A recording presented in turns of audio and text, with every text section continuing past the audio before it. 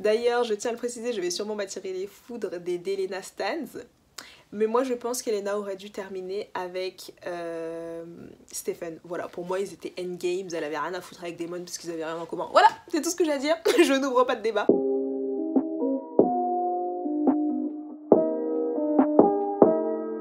Salut tout le monde, j'espère que vous allez bien. On se retrouve aujourd'hui pour une nouvelle vidéo que je suis hyper contente de vous faire parce que je trouve que le concept est génial. Il m'a été proposé par une abonnée, je vous mettrai son username de Instagram juste en dessous, mais franchement merci beaucoup pour l'idée parce que je la trouve géniale et c'est vrai que j'avais pensé à la faire il y a super longtemps mais l'idée m'était complètement sortie de la tête et finalement c'est une trop bonne idée, enfin j'aime trop le concept donc merci et j'espère que vous aimerez vous aussi. Je vais donc vous parler des livres que j'ai lus et dont j'ai préféré l'adaptation parce que effectivement nous les lecteurs généralement on est toujours les gens chiants qui disent non mais dans le livre ça se passe pas comme ça, ouais mais le livre c'était mieux etc. Enfin, bref voilà, vous connaissez tous quelqu'un qui a lu les livres, qui flex de ouf, qui sait tout ce qui se passe dans les livres et qui est dégoûté des changements dans les livres. Et c'est vrai que, objectivement parlant, moi je pense qu'un livre reste toujours meilleur qu'une adaptation cinématographique parce que t'as plus de détails, t'as plus de recherche et aussi tu vois beaucoup plus le développement des personnages au niveau psychologique, ce que dans les films ou dans les séries on voit moins parce que tout simplement c'est plus difficile à mettre en œuvre et surtout le format le permet pas forcément alors que dans des livres voilà par exemple si on prend l'exemple de Harry Potter 5 par exemple le film ça doit être celui des Harry Potter qui est le moins fidèle au livre mais en même temps le livre fait presque 1000 pages donc c'était pas possible dans un film de 2 heures de tout rentrer parce que c'est vrai qu'au cinéma ils ont beaucoup plus de contraintes alors que dans les livres c'est beaucoup plus libre tout simplement. Mais je suis tombée à travers ma carrière de lectrice sur des adaptations qui étaient bien meilleures que les livres ou du moins que j'ai préférées et du coup je vais vous partager desquels il s'agit. Premièrement, et je ne sais pas si ce sera une surprise pour vous, je pense que non parce que la majorité des gens c'est ce qu'ils disent, il s'agit tout simplement de Game of Thrones qui est ma série préférée si vous ne le saviez pas. Du coup j'ai commencé à regarder Game of Thrones quand j'étais en première donc j'avais 16 ans et demi, un truc comme ça, c'est une copine qui m'avait dit ouais tu devrais trop regarder, du coup on regardait ensemble par ordinateur interposé et tout, je crois que c'était l'époque où je venais de terminer une série incroyablement bien et du coup ça tombait pile poil au bon moment. Mais je dois vous avouer que si j'avais jamais vu la série, je serais pas allée spontanément voir les livres parce que rien que, pas forcément l'épaisseur mais l'apparence des livres, le résumé et tout, ça m'aurait jamais, mais alors jamais attiré spontanément, genre jamais. Bien évidemment quand je parle de la série, je parle de la saison 1 à 6, voire même 1 à 5. Le reste, on va pas en parler, on va faire comme si ça n'existait pas tout simplement, je ne vois pas de quoi vous parler. Et même si je pourrais vous faire une vidéo complète sur les différences entre les livres et la série, je ne le ferai pas parce qu'il y a déjà plein de vidéos qui existent sur le sujet.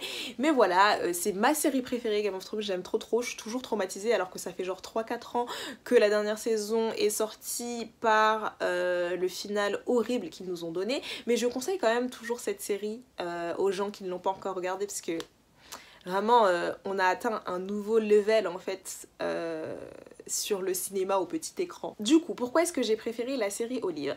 Si vous ne connaissez pas les livres, A Song of Ice and Fire en anglais, Le Trône de Fer en français, je vous présente un peu ce à quoi ressemble un livre. Ça c'est le 5e tome qui fait... attendez, je ne vois rien du tout. Il fait 1200 pages, voilà, pour vous annoncer la couleur. Et c'est de la high fantasy avec un world building absolument incroyable. Enfin, pour moi c'est le meilleur world building qui puisse exister, mais qui est vraiment très travaillé, très poussé, avec énormément de personnages.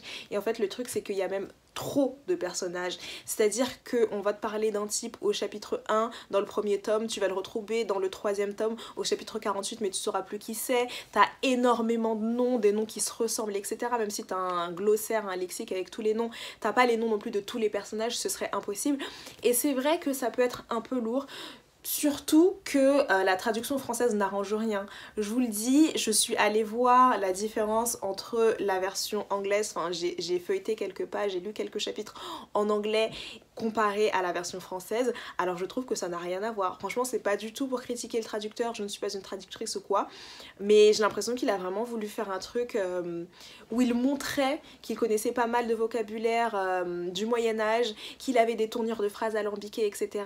Et déjà que la version anglaise, moi je la trouve quand même très très accessible comparé à la version française, mais qui reste quand même assez soutenu, on va dire.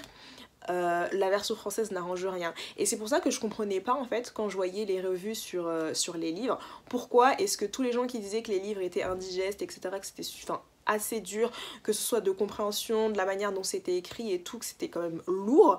Je comprenais pas pourquoi je voyais ça que de la part des lecteurs français et pas des lecteurs anglais. Et bah maintenant je le comprends, parce que vraiment la traduction n'a rien arrangé en fait, ça a vraiment rajouté de la lourdeur au texte.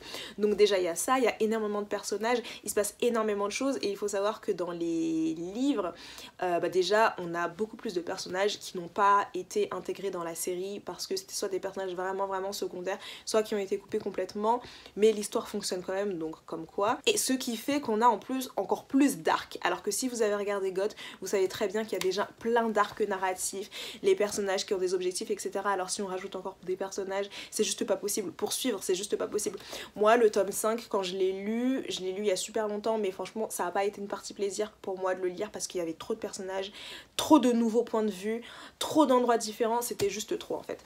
Alors que la série, je trouve que les changements apportés par la série ont été tellement bénéfiques, et en fait en quelque sorte, même si bien évidemment ils ont pris la base des livres et tout, que les premières saisons sont calquées complètement aux livres, mais que la série, les réalisateurs ont réussi sur les premières saisons à apporter des changements incroyables. Par exemple, tout ce qui est la dynamique Arya et comment est-ce qu'il s'appelle, Tywin Lannister dans la saison 2, ça n'existe pas dans les livres, parce que Tywin Lannister n'est pas Harrenhal. Donc en fait, le fait que ce soit Arya qui lui apporte son vin, sa nourriture, etc., ça n'existe pas. Alors que je trouve que ce sont des échanges qui sont tellement importants, et c'était des moments tellement intenses en fait. Bref, c'était juste incroyable cet ajout, j'ai trouvé qu'ils avaient très très très bien fait, parce que la dynamique entre les deux, le fait que Tywin ne sache pas que c'est Arya, que Arya le déteste mais l'admire quand même entre guillemets, que Tywin, Arya lui fasse penser à sa fille et tout. Bref, c'était vraiment un changement, je trouvais que c'était du génie tout simplement d'avoir apporté ces scènes là. Dans la série aussi, ils ont vieilli certains personnages, parce que c'est vrai que parfois c'était pas trop possible. Dites-vous que dans la première saison, Daenerys elle est censée avoir 13 ans. Donc bon, je sais que ça se passe au Moyen-Âge, etc. Mais tout ce qui lui arrive avec les Dothraki et tout, c'est quand même chaud quand t'as 13 ans. Du coup, dans la série, elle a genre 15-16 ans, ce qui la vieillit quand même, et ce qui rajoute plus de poids, et ce qui rend la chose quand même moins choquante. Pareil pour Arya, au début de la série, elle est censée avoir 8 ans je crois, et ils l'ont vieilli un petit peu plus dans la série, parce que sinon c'était pas possible. Qu'est-ce qu'on a d'autre? Si vous prenez tout simplement le personnage de Catelyn Stark, elle s'est mariée, elle avait 14 ans je crois, sachant que Robb, qui est son aîné, a 15 ans, qu'elle a eu la première année de son mariage, elle est censée avoir 28-29 ans. Et du coup là on voit très bien que l'actrice qui joue Catelyn Stark, elle a pas du tout le même âge. Ils ont pris vraiment un personnage qui pouvait, je pense, vraiment incarner le rôle d'une mère, parce que peut-être que prendre une actrice plus jeune qui avait la trentaine avec un fils aussi âgé, ça aurait pas été pareil. Je sais pas, mais en tout cas moi j'ai totalement préféré les changements qu'ils avaient fait au niveau de l'âge des personnages, parce que c'est vrai que parfois c'était juste pas possible, ils étaient beaucoup trop jeunes. Et puis c'est vrai que le Trône de Fer, c'est une saga qui comporte énormément de personnages gris, et c'est vrai que parfois ça n'a pas été totalement retranscrit à l'écran. Par exemple, le personnage de Tyrion, c'est un de mes personnages préférés, et il était beaucoup plus édulcoré dans la série que dans les livres, parce que dans les livres parfois il fait des trucs alors que dans la série, le personnage de Tyrion, il est juste incroyable. Pareil, le personnage de Jorah Mormont, il fout la flemme, mais alors incroyablement dans les livres, alors que dans les films, ça passe beaucoup mieux. Moi, j'aime beaucoup son personnage. On a des personnages secondaires qu'on voit quasiment pas dans les livres, qu'on voit beaucoup plus dans la série, comme le personnage de Marjorie, qui est encore une fois un de mes personnages préférés. Le fait qu'elle manipule Joffrey, etc., ça, on le voit pas du tout dans les livres, alors que c'est beaucoup plus présent dans la série. Pareil, Olenna, un de mes personnages préférés, on la voit beaucoup plus dans la série que dans les livres. Les White Walkers, on les voit beaucoup plus dans la série que dans les livres, ce qui est génial parce que ça donne lieu à des scènes de combat incroyables. Je sais pas si vous vous rappelez de l'épisode Hard Home, mais c'était un des meilleurs épisodes de la série. Pour moi, c'est une des meilleures batailles de l'histoire du cinéma, mais c'était un des meilleurs épisodes de la série aussi je trouve, et ça par exemple ça n'existe pas du tout dans les livres. Bref, tous ces changements ont fait que certes j'ai préféré la série au livre, mais même en fait le style même de Game of Thrones, je trouve que ça s'apprécie beaucoup plus à l'écran parce que je pense que t'arrives beaucoup mieux à suivre que dans un livre, parce que c'est vrai qu'on a quand même pas mal de voyages, d'épopées, des scènes qui peuvent être assez longues et tout, et assez rébarbatives, du moins pour moi à lire, alors que à voir c'était beaucoup plus mon truc, c'était beaucoup plus divertissant je trouve. Ce qui me fait enchaîner sur le deuxième livre qui est Le Seigneur des Anneaux, et là je parle de la trilogie, et effectivement j'ai préféré regarder les films Les Seigneurs des Anneaux que lire les livres. Alors je mets un disclaimer tout de suite, j'aime beaucoup Le Seigneur des Anneaux, je trouve que ce qu'a créé J.R.R. Tolkien c'est absolument incroyable, c'est un précurseur de la fantasy et tout, mais je dois avouer quand même que la plupart du temps quand je lisais Le Seigneur des Anneaux, je m'ennuyais quand même. Voilà, parce que c'est un truc qui est quand même assez contemplatif, finalement on a beaucoup de longueur, c'est une épopée en fait, donc on suit les personnages qui traversent la terre du milieu, qui voyagent, avec des descriptions de paysages sur des pages et des pages, et moi c'est pas mon truc en fait, c'est pas mon truc, ça m'ennuie très vite, c'est beaucoup plus accessible que ce que j'avais cru en fait au début quand je me suis lancée dans Le Seigneur des Anneaux, l'écriture est beaucoup plus accessible, mais il n'en reste que j'ai beaucoup préféré les films quand même parce que il y avait beaucoup plus d'action.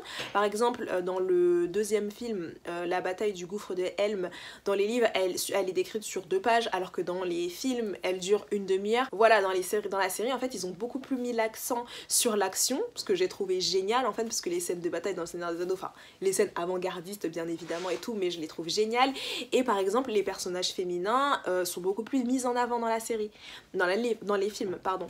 Le personnage d'Arwen il est quasiment inexistant dans les livres, enfin on entend parler d'elle 2-3 fois mais c'est tout, alors que dans les films elle a quand même un rôle beaucoup plus important quoi. Quasiment les 3/4 des scènes qui existent dans les films avec Arwen n'existe pas dans les livres, hein. Donc voilà, c'est très... Après je sais pas si c'était la misogynie de l'auteur ou si tout simplement il ne savait pas écrire les femmes donc il a décidé de ne pas le faire, mais c'est vrai que Le Seigneur des Anneaux c'est très très masculin et que les petites touches féminines qu'on a dans les films, et ben elles n'existent pas dans les livres quoi. Donc ça c'est vraiment des changements que j'ai appréciés, et même globalement Le Seigneur des Anneaux c'est des films que je pourrais totalement regarder, que je regarde d'ailleurs plusieurs fois par an, alors que les livres c'est un petit peu plus difficile quoi. Dans la même lancée nous avons Le Hobbit que j'ai également lu, et j'ai été très très très surprise de voir les changements parce que vraiment je pense que les producteurs ils ont vu le potentiel de Seigneur des Anneaux, que Le Seigneur des Anneaux, enfin voilà c'est un film culte quand même, on va pas se mentir. Et du coup ils se sont emparés en prenant Le Hobbit qui est normalement une histoire qui est censée être pour les enfants, et ils en ont fait quelque chose qui n'a rien à voir, mais je peux vous dire genre vraiment Le Hobbit déjà le livre en soi fait 300-400 pages, ils en ont fait 4 films, je sais pas comment ils ont fait, mais ils ont créé des personnages qui n'étaient pas dans le livre, ils ont créé des scènes qui n'existaient absolument pas, enfin bref, ça n'a rien à voir, hein. Le début plus ou moins est identique, mais alors après ça part en vrille, mais alors complètement, et pour le coup j'ai beaucoup aimé, c'est vrai qu'il y a eu des trucs qui étaient un peu trop, notamment au niveau des effets spéciaux et tout, mais rien que le fait qu'ils aient réussi à réunir le cast d'origine par exemple, j'ai trouvé ça génial. Après c'est vrai qu'il y avait des trucs, je pense qu'on aurait pu s'en passer parce que ça a dénaturé un petit peu la vibes Le Seigneur des Anneaux et tout, mais globalement j'ai beaucoup aimé les 3 films, et je les ai carrément préférés au livre. Totalement. Puis nous avons Orgueil et Préjugés, et là encore une fois je mets un disclaimer parce que Orgueil et Préjugés c'est un de mes livres préférés, mais en fait j'ai lu le livre avant de regarder le film il me semble, ouais totalement, mais en fait je trouve que le film, la version de 2005 avec Keira Knightley, est tellement incroyablement bien fait et qu'il prend tellement l'essence du livre en fait, que je trouve que l'adaptation est incroyable, et du coup j'étais obligée de la mettre ici parce que c'est vrai que j'aime beaucoup le roman et tout, mais que parfois on pouvait avoir pas mal de longueur et tout, et je trouve que ça a été incroyablement bien retranscrit dans le film, que ce soit le setting, le paysage, les personnages, les émotions qui transparaissent de ce film. Bon, vous l'avez compris, Orgueil et Préjugés c'est un de mes films préférés et tout, mais je trouve vraiment que le film est incroyable et il a vraiment capturé l'essence même du livre. Du coup je suis trop heureuse de cette adaptation et je la trouve vraiment incroyable, et franchement Sur certains petits points, je pourrais éventuellement la préférer au livre, même si le livre, pour moi, ça reste un GOAT quoi. Puis nous avons un livre dont je voulais parler sur cette chaîne que j'ai lu quand j'étais adolescente, qui était absolument partout dans toutes les librairies et tout. Donc si vous n'aviez pas deviné, il s'agit du journal d'un vampire de L.J. Smith.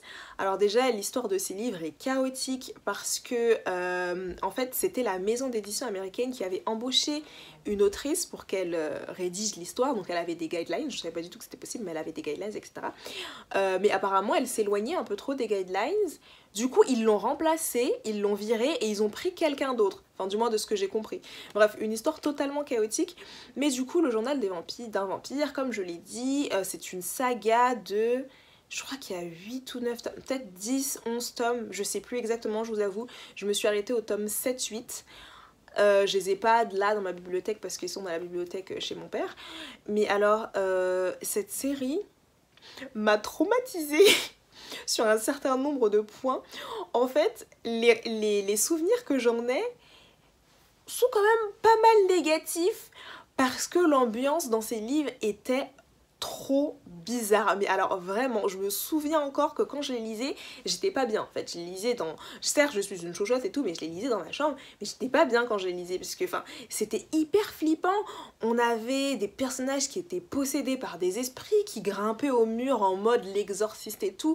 Des scènes très très sombres quand même pour des adolescents. Après bon voilà, c'était la vibes, hein. Mais avec le recul, je me dis, c'était quand même pas mal sombre. On avait aussi des sous-entendus très bizarres et tout. Mais oui, non, c'est clairement pas mes livres préférés. Je sais pas si un jour je les relirai, mais j'en garde pas un super bon souvenir. Alors que la série Vampire Diaries, c'est totalement une série qui m'a accompagnée pendant toute mon adolescence et tout, quand j'étais au lycée, enfin clairement voilà. D'ailleurs, je tiens à le préciser, je vais sûrement m'attirer les foudres d'Elena Stans. Mais moi je pense qu'Elena aurait dû terminer avec Stephen. Voilà, pour moi ils étaient endgames, elle avait rien à foutre avec Damon parce qu'ils avaient rien en commun. Voilà, c'est tout ce que j'ai à dire, je n'ouvre pas de débat. Vu les changements qui ont été faits du livre à la série, ça n'a, mais alors, rien à voir du tout. Mais alors, vraiment, rien du tout. J'ai l'impression qu'ils ont juste pris les noms des personnages, le fait que Damon et Stephen étaient des vampires, que Bonnie était une sorcière, et ça s'arrête là, parce que aucun point commun. Dans les livres, Elena c'est censé être une sentinelle, une sorte d'ange. On a un troisième personnage qui est le personnage de Meredith, qui est une chasseuse de vampires qui n'existe pas dans la série, qu'ils ont combiné en fait au personnage de Bonnie, parce que Bonnie est censée être une petite rousse et Meredith est censée être une métisse à la peau mate, et je pense que du coup ils ont fusionné les deux en créant le personnage de Bonnie.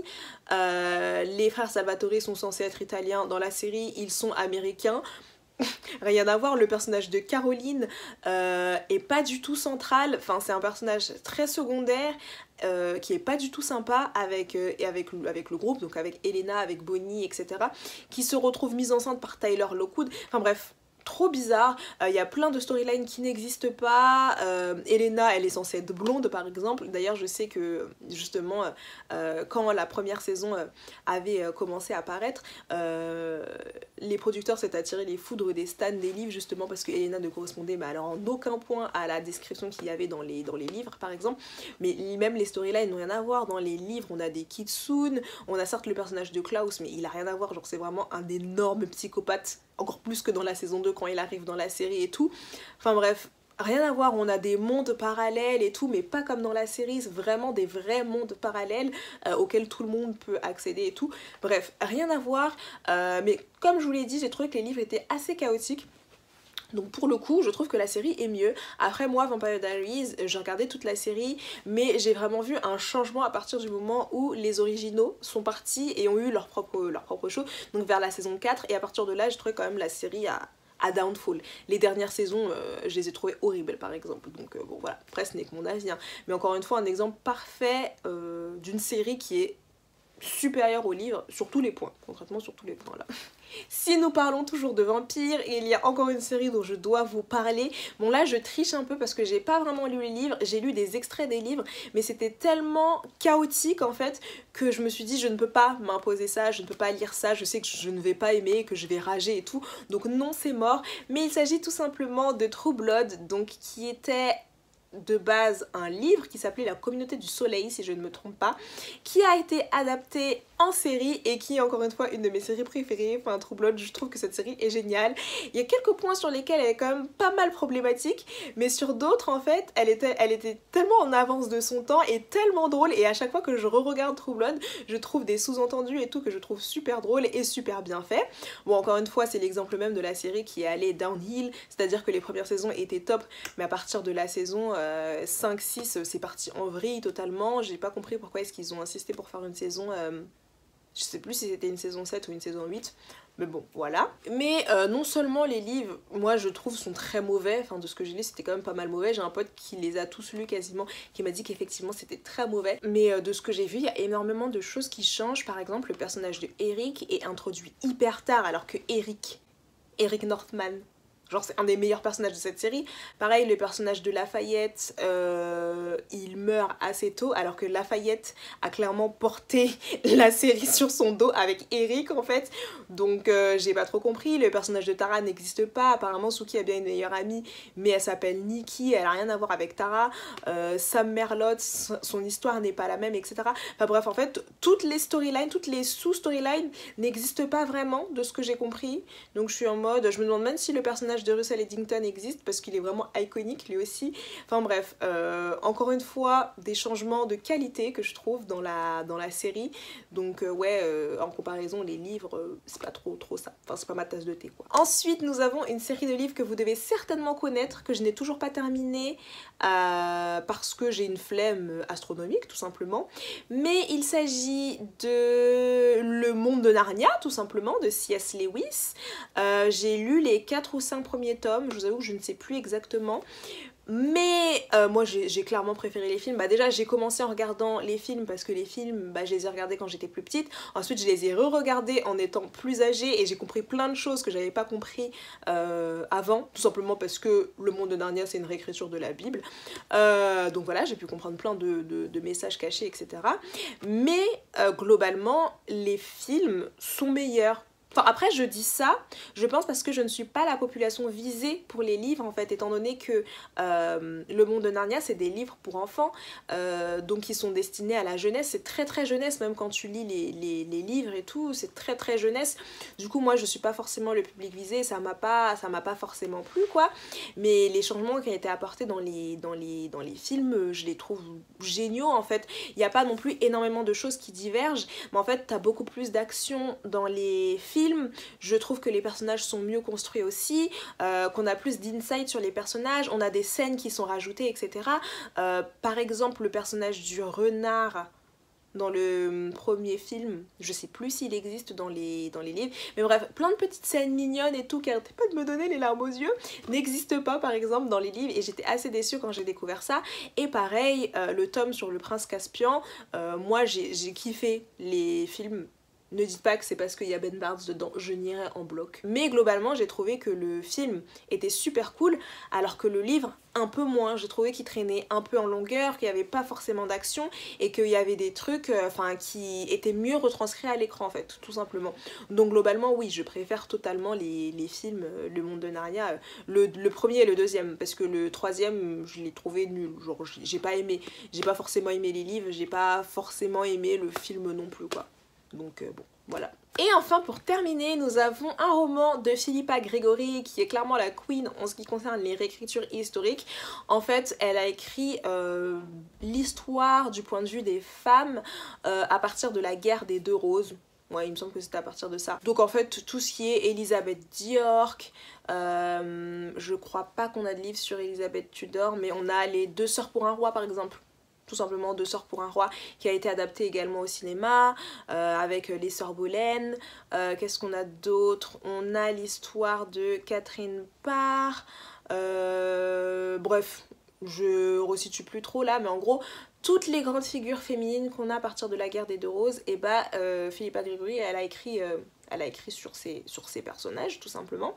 Et du coup là le livre dont je vais vous parler, ce n'est pas Deux Sœurs pour un roi, parce que j'ai trouvé que le film était horrible, mais vraiment horrible. Rien à voir avec le livre, enfin, j'ai pas compris ce qu'ils avaient cherché à faire, j'ai vraiment pas compris, j'ai vraiment été très déçue quand j'ai regardé le film. Mais du coup je vais vous parler de White Princess, qui parle donc d'Elizabeth d'York, dont le livre est La Princesse Blanche, et du coup qui a été adapté en série sur... Bref, je sais plus, je crois que c'est C.S. Mais du coup, je vais vous parler d'Elizabeth d'York, dont le livre est La Princesse Blanche, de White Princess, qui a été adapté en série. Je sais plus par qui, mais qui a été adapté en série. Et pour le coup, j'ai vraiment préféré la série au livre. J'avais d'abord regardé, enfin non pas du tout, parce que j'ai regardé cette série-là en premier, je savais pas qu'il y avait d'ordre. Mais j'avais d'abord regardé, enfin j'ai ensuite regardé The White Queen, que j'ai trouvé génial. Mais j'ai pas lu le livre pour ce tome-là. Mais The White Princess, j'ai lu le livre et alors... Je sais plus si j'en avais déjà parlé sur ma chaîne, mais c'était pas une catastrophe, mais qu'est-ce que c'était ennuyant, parce que c'est une fiction historique qui reprend vraiment les points clés avec les événements clés, etc. Donc on n'a pas vraiment de chapitres, mais plutôt des grandes dates qui marquent des tournants dans la vie des personnages, et c'était chiant, genre vraiment c'était hyper chiant. Autant j'avais beaucoup aimé De Sort pour un roi, autant là... C'était hyper relou parce que le personnage d'Elizabeth dans les livres, elle était mais passive, mais à un point, en fait elle savait jamais rien, elle servait à rien du tout. Et alors dans la série c'est pas du tout le cas, elle est hyper proactive, elle est hyper badass, moi j'aime beaucoup son personnage, j'ai bien aimé comment est-ce que sa relation avec Henry avait été développée, etc. Il y a beaucoup plus d'action, enfin bref, la série pour le coup est cool. Il y a quelques petites inaccuracies historiques. Je sais plus comment on dit en français, vous m'excuserez. Je sais plus du tout comment on dit en français, je sais pas du tout de flex ou quoi, mais parfois j'ai les mots qui m'échappent. Mais il y a quelques petites inexactitudes, voilà, historiques dans ces séries-là, mais... ça reste quand même beaucoup moins pire que Spanish Princess. Mais là, faut pas me lancer sur le sujet parce que cette série, c'est une catastrophe absolue. Mais vraiment, la série était beaucoup mieux. Donc là encore, j'étais très surprise en fait parce que j'ai regardé la série puis lu le livre. Donc c'est pour ça que j'avais été aussi surprise de la différence de caractère des personnages et tout. Mais pour le coup, la série est vraiment cool. Donc je vous la recommanderais. Faut commencer par The White Queen et ensuite enchaîner sur The White Princess. Voilà. Et enfin, avant de terminer cette vidéo, il y a bien évidemment La Servante écarlate de Margaret Atwood, dont j'ai fait une vidéo que je vous mettrai, j'essaierai de vous mettre le lien là au-dessus de ma tête pour que vous puissiez aller voir, parce que je parle en détail des différences entre le livre et la série. La série est incroyable, bien évidemment que j'ai préféré la série, elle est vraiment super cool. Je vais pas plus en parler là parce que j'ai fait une vidéo dessus, donc si vous voulez en savoir plus, n'hésitez pas à cliquer dessus. Et voilà tout le monde, c'est tout pour cette vidéo, j'espère qu'elle vous aura plu. Franchement, j'ai été trop contente de la faire. Au début je pensais que ça allait être fastidieux parce que je regarde pas de films. En fait j'ai vraiment une culture cinématographique nulle. Je regarde beaucoup plus de séries, mais même là ces derniers temps j'en ai pas regardé non plus des masses. Du coup voilà. Et finalement j'avais plein de choses à dire. Du coup je suis contente. Mais franchement pour tous les livres et films que j'ai cités, j'aimerais beaucoup avoir votre avis, savoir ce que vous en avez pensé. Mais n'hésitez pas à aller jeter un coup d'œil aux séries et aux films en question, voilà. Et n'hésitez pas à me dire en commentaire vous ce que vous en avez pensé et si vous avez justement des adaptations que vous avez préférées au livre. Je suis super curieuse de savoir de quoi il s'agit. Et si vous avez aimé cette vidéo, n'hésitez pas à laisser un commentaire et un pouce bleu, ça fait toujours plaisir de savoir que vous êtes là. Et moi je vous fais de gros bisous et je vous dis à la semaine prochaine pour une nouvelle vidéo.